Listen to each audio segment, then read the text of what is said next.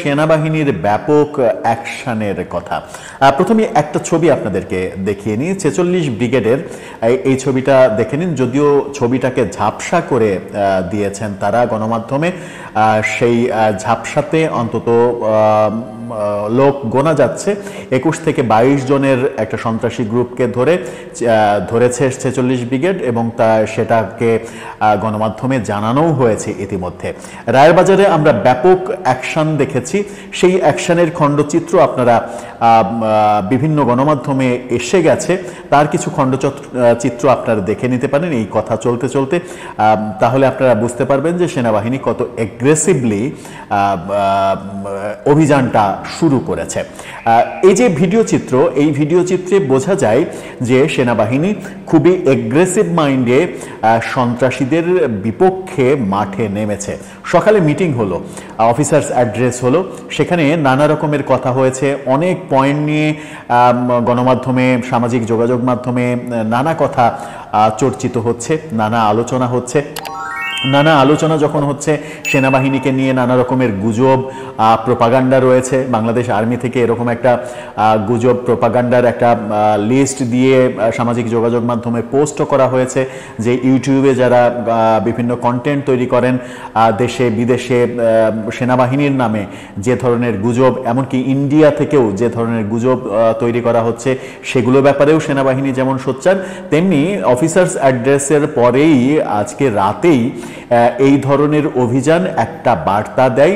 সেই বার্তা হচ্ছে যে সত্যি সত্যি অফিসার্স অ্যাড্রেসে আলোচনা হয়েছে, সন্ত্রাসকে কোনোভাবেই আর লাই দেয়া যাবে না। সেনাপ্রধান এর আগে রাওয়া ক্লাবের একটি অনুষ্ঠানে পিলখানা ট্র্যাজেডি দিবস অনুষ্ঠানে বলেছিলেন, এনাফ ইজ এনাফ, অনেক হয়েছে, মব কালচার আর নয়। তারপরেও সেনাবাহিনীকে অনেক সমালোচনা সহ্য করতে হয়েছে। সেনাবাহিনী সমালোচনার মুখে পড়েছে কিছু কিছু চিহ্নিত রাজনৈতিক ব্যক্তি, বিশেষ করে নতুন তৈরি করা দলের কিছু কিছু সমন্বয়করা যেভাবে সেনাপ্রধানকে সমালোচনা করেছেন, তাতে মনে হয়েছিল যে সেনাপ্রধানের সেই কথাগুলো তাদের বিরুদ্ধে চলে গেছে, তাই তারা এতটা ক্ষেপেছেন। আজকে অফিসার্স অ্যাড্রেসের পরে যেভাবে সেনাবাহিনীকে মাঠে দেখা যাচ্ছে, এভাবে যদি সত্যি সত্যি সেনাবাহিনীকে মাঠে দেখা যায় এবং সক্রিয় দেখা যায়, তাহলে এটা একটা বড় সিগন্যাল যে বাংলাদেশে মবতন্ত্র আর কায়েম করা যাবে না। বাংলাদেশে মব করে আর কেউ রেহাই পাবে না। বাংলাদেশে কোনো ধরনের কোনো সন্ত্রাসী কার্যক্রম করে কেউ রেহাই পাবে না।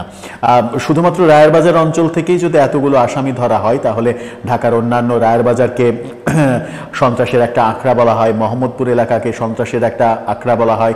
এছাড়া অন্যান্য এলাকা রয়েছে, সদরঘাট, পুরান ঢাকা সহ বিভিন্ন এলাকা রয়েছে, মিরপুরের বিভিন্ন এলাকা রয়েছে, কালশি এলাকা রয়েছে।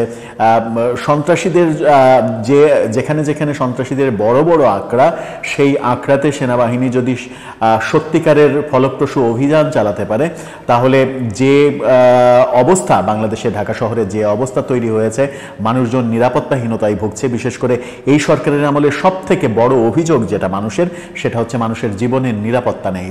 ছিনতাই, চুরি, রাহাজানি, ডাকাতি এগুলো লেগেই আছে, এবং প্রকাশ্য রাতে দিনে কে কাকে এসে কুপিয়ে যাচ্ছে তার কোনো ঠিক ঠিকানা নেই। সেনাবাহিনী সত্যিই যদি এগ্রেসিভ মোডে মাঠে নামে, যখন পুলিশের যে ভাবমূর্তি প্রশ্নের মুখে পড়েছিল জুলাই আন্দোলনের সময়, সেই পুলিশ মনোবল এখনো পুরোপুরি ফিরে পেয়েছে কিনা সেই ব্যাপারে যথেষ্ট দ্বিমত করেন অনেকে।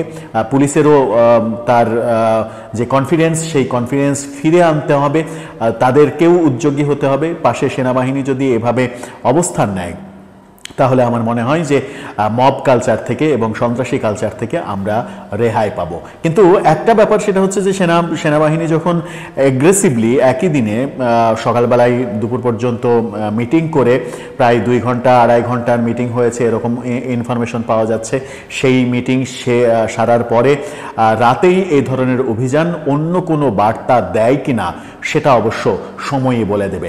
সেই বার্তাটা সরকার যখন নানাভাবে আইন শৃঙ্খলা রক্ষার কাজে ব্যর্থ হচ্ছে, আইন শৃঙ্খলা সঠিকভাবে ঠিক জায়গায় রাখতে পারছে না, আইন শৃঙ্খলার চরম অবনতি হচ্ছে, ঠিক সেই সময় সেনাবাহিনীর সহায়তা চাওয়া হয়েছে নাকি সেনাবাহিনীর উপরে অলরেডি যে ম্যাজিস্ট্রেসি পাওয়ার রয়েছে সেটার বলেই সেনাবাহিনী নিজ উদ্যোগী হয়ে দেশের স্বার্থে মাঠে নামছে, সেটা আমরা বুঝতে পারবো হয়তো কিছু সময় পেরিয়ে গেলেও। তবে আমরা প্রত্যাশা করব সরকার যেখানে আইন শৃঙ্খলা রক্ষা করতে ব্যর্থ হয়েছে, বারবার ব্যর্থতার পরিচয় দিচ্ছে, মবতন্ত্রকে অনেক সময় জাস্টিফাই করা হচ্ছে, মবতন্ত্র চলছে কিন্তু কোনো কিছু বলা হচ্ছে না, তার বিরুদ্ধে যদি সেনাবাহিনী সত্যি সত্যি সোচ্চার হয় তাহলে সেটা আমাদের জন্য, জাতির জন্য, মানুষের সুস্থ চলাচলের জন্য দারুণ একটা খবর হতে পারে। এটাকে অনেকে অনেকভাবে ব্যাখ্যা করতে পারেন, অনেকে অনেক কিছুর সঙ্গে মেলাতে পারেন। অনেক পক্ষ থাকে সমাজে, অনেক পক্ষ থাকে, অনেক পক্ষ নিজেদের মনে করে নিজেদের পক্ষে নিতে পারেন।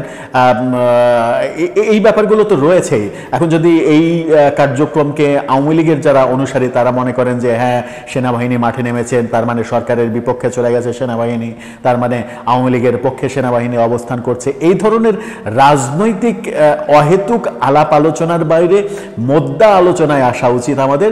সেই মোদ্দা আলোচনাটা হচ্ছে সেনাবাহিনীর এই ধরনের তৎপরতা সমাজের অস্থিরতা দূর করবে। যে অস্থিরতা দূর করাটা আমরা চাই, সুস্থ সমাজ আমরা চাই, সেই ক্ষেত্রে সেনাবাহিনীর ভূমিকাটা খুব দরকার। যে ভূমিকাটা রাখতে শুরু করলো, আবারও তারা সবসময়ই রেখেছে, মাঝখানে খুব একটা সক্রিয় মনে হয়নি, আবারও তারা সক্রিয় হয়েছে এবং তারা ফিল করেছে যে এটা তাদের কর্তব্যের মধ্যেই পড়ে, দেশের স্বার্থে তাদেরকে ঝাঁপিয়ে পড়তেই হবে। দর্শক, আপনার কি মনে হয় হঠাৎ করে মধ্যরাতে এই যে অভিযান এবং সেই অভিযানের ফুটেজ গণমাধ্যমে, সামাজিক যোগাযোগ মাধ্যমে ছড়িয়ে পড়া, এটা কি বার্তা দেয়? আপনার মতামত জানিয়ে লিখতে পারেন।